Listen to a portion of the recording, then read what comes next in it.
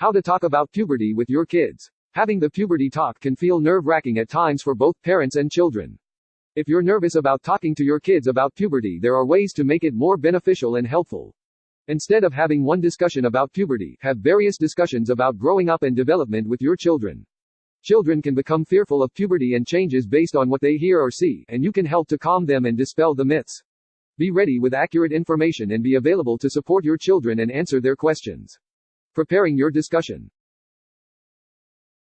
Plan when to have the talk. Boys and girls experience puberty at different times. You may choose to tell your child about puberty as you notice their bodily changes or start earlier in order to prepare them. It's recommended that by age 8, children know about puberty and the associated physical and emotional changes. While you may choose to have a single conversation about puberty with your kids, keep conversations about development and coming into adulthood ongoing. Girls experience puberty around age 8. If you notice an initial growth spurt, this can indicate the onset of puberty and mean that it's time to talk too. Boys experience puberty later than girls, usually around age 10 or 11.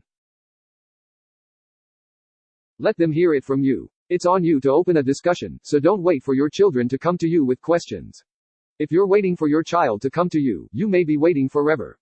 Even though kids may hear information about sex and puberty from outside sources such as older siblings, friends, television, or the internet, it's still important to have a talk with them yourself.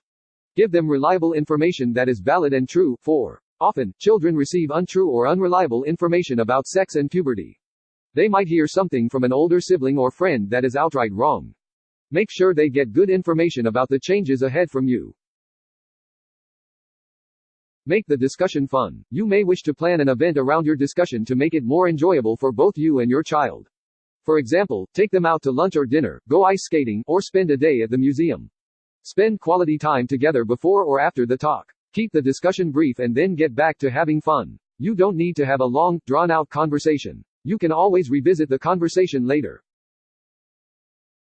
Stay composed. Talking about puberty is not thought of as fun by either parents or children. If you're nervous or anxious to talk about puberty with your kids, get informed. Gaining knowledge can help you speak with clarity and without getting too embarrassed.